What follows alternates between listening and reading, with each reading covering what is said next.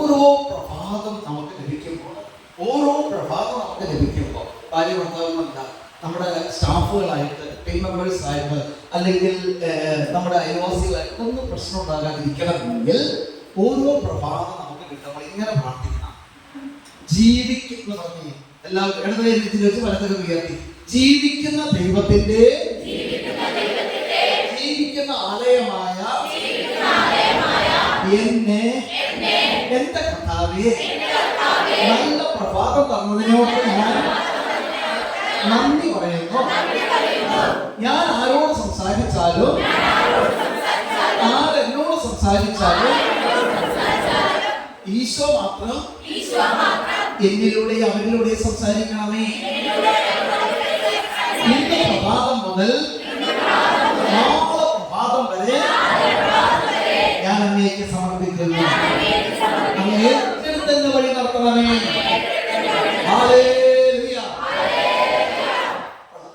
അപ്പൊ ഇങ്ങനൊരു ചെറിയ പ്രാർത്ഥന പ്രാർത്ഥിക്കുന്നത് നല്ലതാണ്. സങ്കീർത്തനം 90:14 ധ്യാനിക്കുന്നത് നല്ലതാണ്. ഈ പ്രഭാതത്തിൽ എന്നെ ഒന്ന് ആനന്ദിപ്പിച്ച് ഉല്ലാസിക്കണമേ. എന്റെ ജീവിതകാലം മുഴുവൻ ഞാൻ ആനന്ദിക്കട്ടെ കർത്താവേ. എന്റെ ആയുഷ്കാലം മുഴുവൻ ഞാൻ ആനന്ദിച്ച് ഉല്ലസിക്കട്ടെ. ഹല്ലേലൂയ. ഈ പ്രാർത്ഥന എല്ലാ ദിവസവും പ്രാർത്ഥിക്കണം, നല്ലതാണ്. 91 സങ്കീർത്തനം എല്ലാവർക്കും അറിയാം. കർത്താവിന്റെ സംരക്ഷണം നല്ല കാര്യമാണ്. സ്വർഗ്ഗീയത്തി ഹല്ലേലൂയ. യേശുവേ നന്ദി. സ്നേഹമുള്ളവരെ, ഇന്നിപ്പോ നമ്മൾ തുടങ്ങി വെച്ചത് നന്ദിയാണ് അല്ലേ? നന്ദി. എനിക്ക് സഹായം ലഭിക്കും. ആകാശവും ഭൂമി സൃഷ്ടിച്ച കർത്താവിന്റെ സഹായം.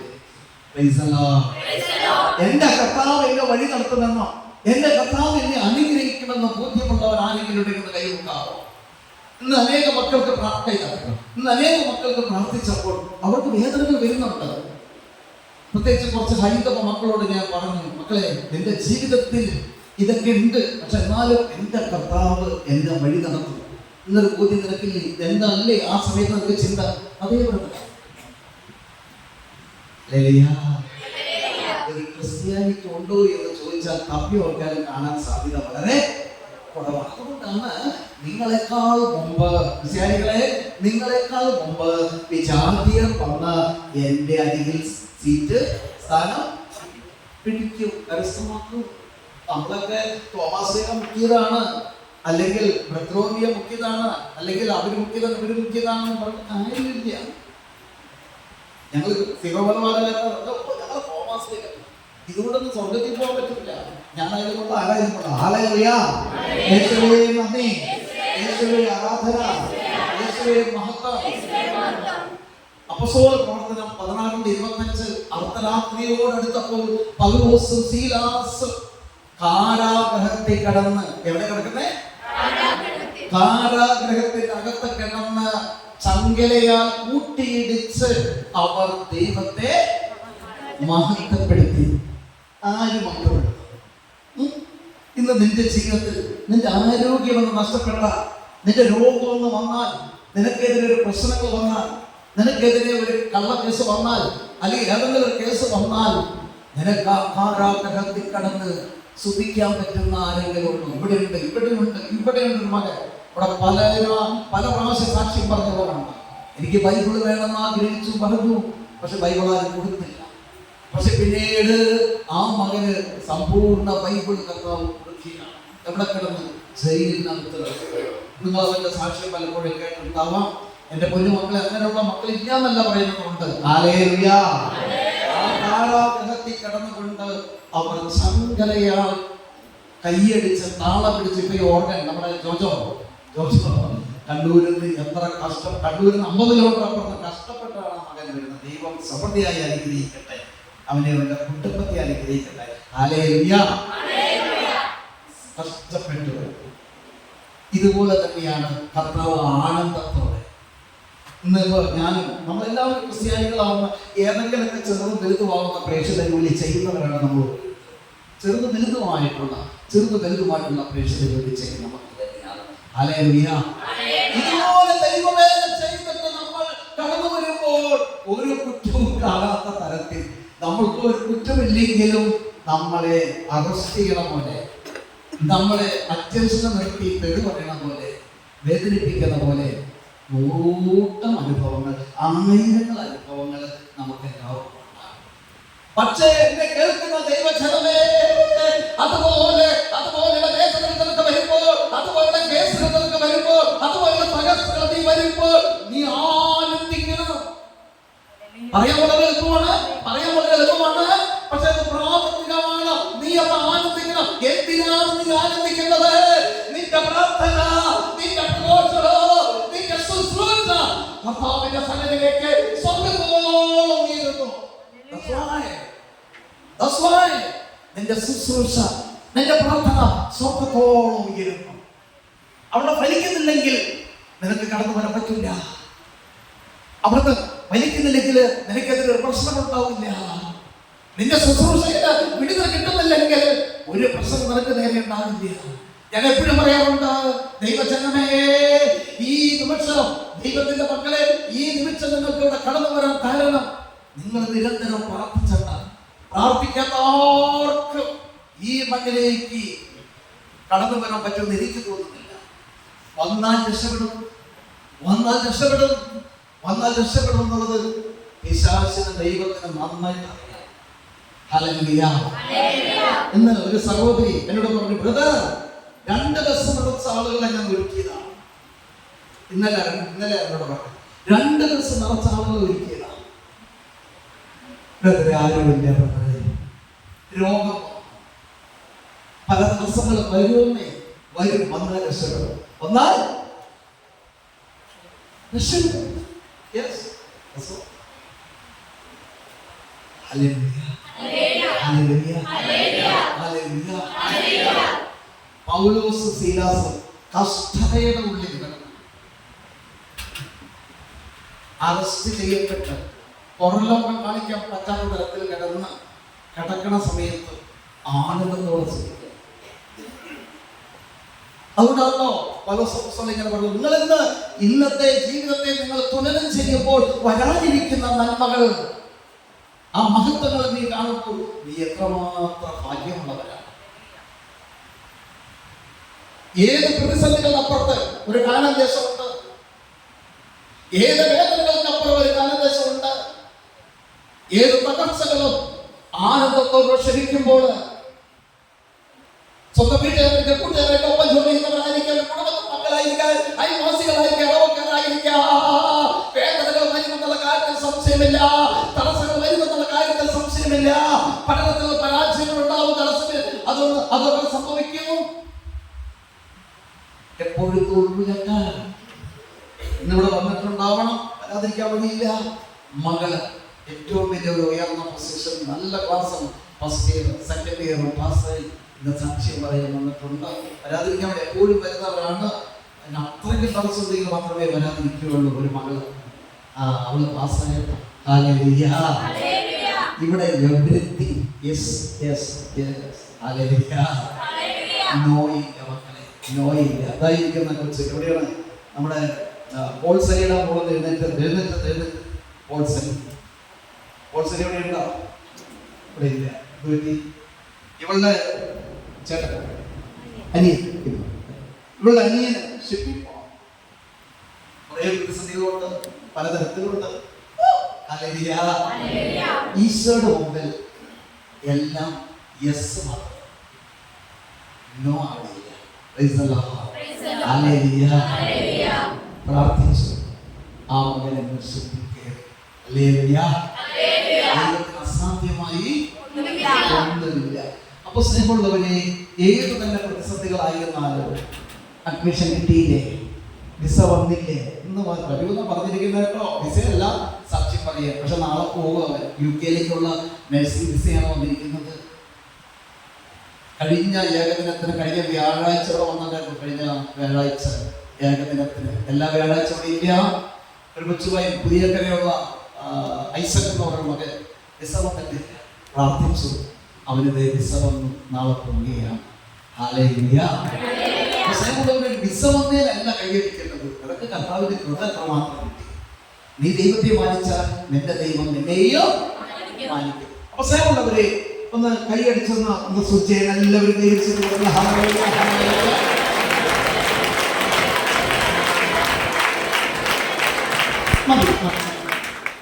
കൈയൊന്നും പൊക്കണ്ട, ആരും കൈ പൊക്കണ്ട കേട്ടോ.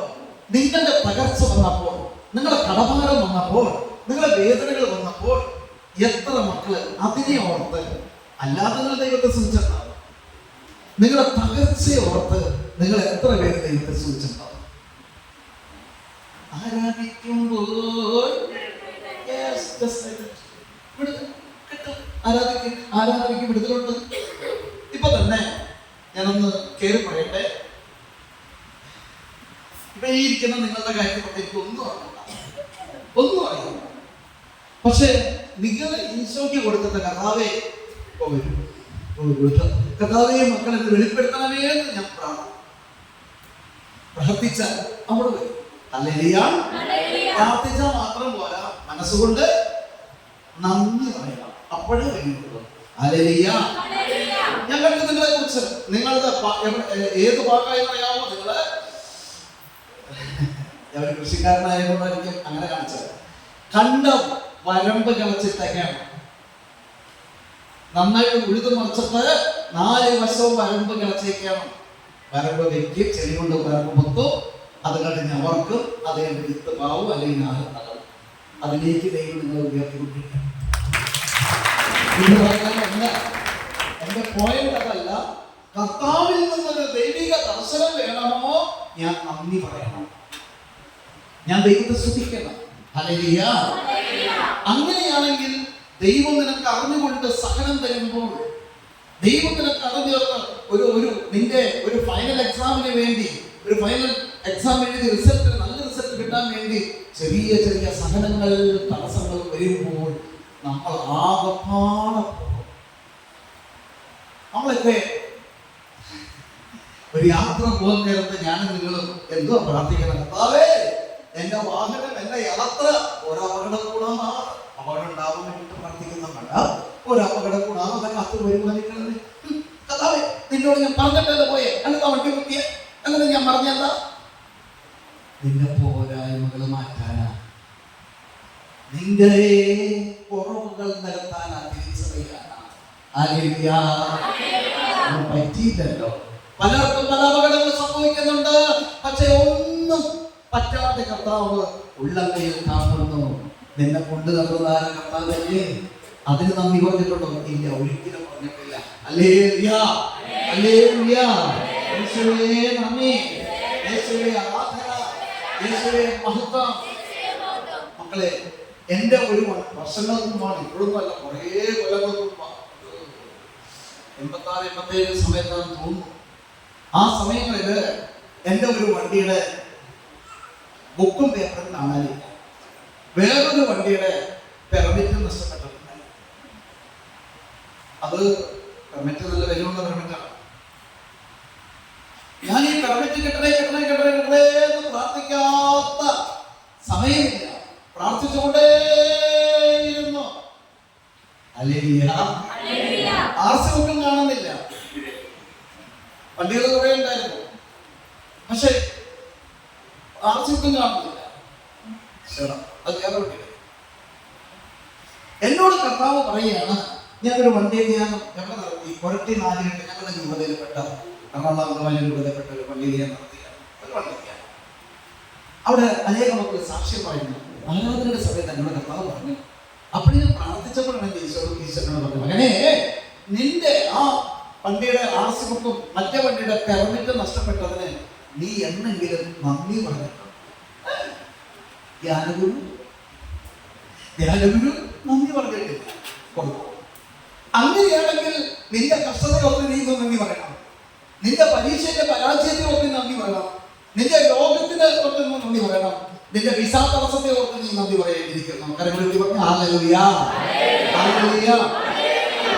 ആ തലയിലേക്ക് നോക്കി, ആ സക്രാനിലേക്ക് നോക്കി, ഈശോയെ നോക്കിയിട്ട് ഞാൻ പ്രാർത്ഥിച്ചു, കർത്താവേ പെർമിറ്റ് കാണാതായി നോക്കി നന്ദി പറയും. ഹല്ലേലൂയ, യേശുവേ നന്ദി. അവർ ഡ്രൈവർ രാധാകൃഷ്ണൻ പറഞ്ഞാണ് നന്ദി പറഞ്ഞ് ഞാൻ വന്നപ്പോൾ പിറ്റേ ദിവസം പറഞ്ഞ, അതെ പെർമിറ്റ് കിട്ടിയിട്ടോ? പഴയ പേപ്പറൊക്കെ കുത്തിവെക്കുന്ന കൊച്ചിനെ കൊണ്ട് പോകണ്ട. ഒരു മിനിറ്റ് ജിൻസൺ, 16 വർഷം മക്കളില്ലാതിരുന്നിട്ട് കർത്താവ് കൊടുത്ത ഒരു കൊച്ചാണ്, ഇവിടെന്ന് കൊടുത്തൊരു കൊച്ചാണ്. കൈയടിച്ചെന്ന് പറഞ്ഞു. 16 വർഷം മക്കളില്ല. ഒരു ഷിപ്പിന്റെ ക്യാപ്റ്റൻ, ഒരു രാജ്യത്ത് നിന്ന് വേറെ രാജ്യത്തേക്ക് കൊണ്ടുപോകുന്ന ഒരു മനുഷ്യനാണ്. ഹല്ലേലൂയ. കൈയടിച്ചെന്ന് പറഞ്ഞു.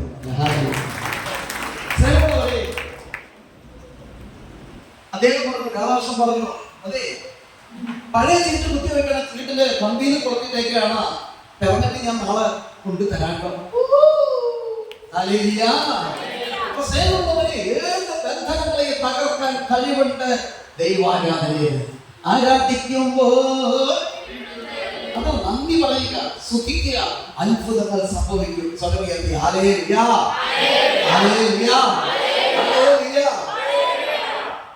മറ്റേ വണ്ടിയുടെ ആർസിക്കുകയാണല്ല. പൊട്ടനായ ഞാൻ എന്ത് ചെയ്തു? പൊട്ടനായ ഞാനെന്ത് ചെയ്തു? നന്ദി സ്തുതി മണിക്കൂറോളം പറഞ്ഞുകൊണ്ടിരിക്കുകയാണ്. കിട്ടുമോ മക്കളെ?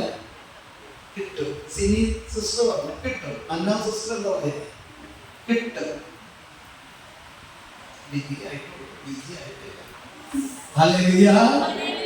കിട്ടുമോ?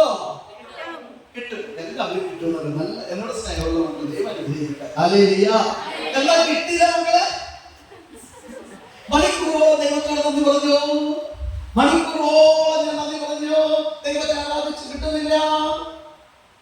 വീണ്ടും ഒരു പള്ളിയിൽ ധ്യാനിപ്പിക്കുന്ന സമയത്ത് അതെ നന്ദിയുടെ സാക്ഷ്യത്തിന്റെ വില നമുക്കറിയാമുള്ള മക്കളെ. എന്നോട് കർത്താവ് ചോദിച്ചു, എടാ നീ അത് നന്ദി പറഞ്ഞപ്പോ പെർമിറ്റ് കിട്ടി, നന്ദി പറഞ്ഞപ്പോ പെർമിറ്റ് കിട്ടി, എന്നാൽ നീ എവിടെയെങ്കിലും നീ അത് സാക്ഷ്യം പറഞ്ഞിട്ടുണ്ടോ? ഇല്ല കർത്താവേ. പറഞ്ഞു. കൺസൾട്ടന്റ് അടക്കം ചെല്ലുമ്പോൾ കൺസൾട്ടന്റ് അദ്ദേഹം എവിടെ അറിയില്ല, എങ്ങനെ അറിയില്ല. ഇന്നലെ കളക്ടറേറ്റിൽ ചെന്ന സമയത്ത് എങ്ങനെയായാലും കുഴപ്പമില്ല, കുറച്ച് മറന്നാലും കുഴപ്പമില്ല. കളക്ടറേറ്റ് ചെന്നപ്പോഴെങ്ങാലും ഇതാ ഒരു കോഫി കളറിലെ RC പൊതിഞ്ഞിട്ട്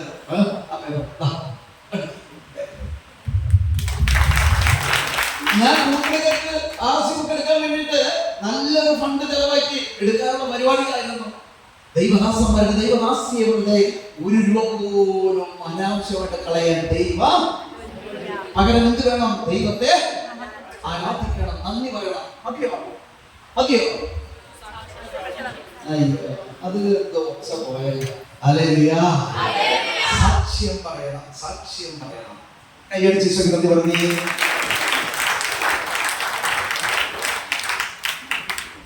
ഇവിടെയൊക്കെ ഞാൻ കാണാറുണ്ട്, പലപ്പോഴും സാക്ഷ്യം പറയുന്ന സമയത്ത് കയ്യൊക്കെ പൊക്കും, പക്ഷെ ആമയുടെ തല വലിക്കണം വരെ വലിക്കും. മക്കളെ പ്രതിഫലം റിസൾട്ട് ഇങ്ങനെ ഇരിക്കും. അങ്ങനെ ആവട്ടെ എന്നൊന്നും ഞാൻ പറയുന്നില്ല കേട്ടോ.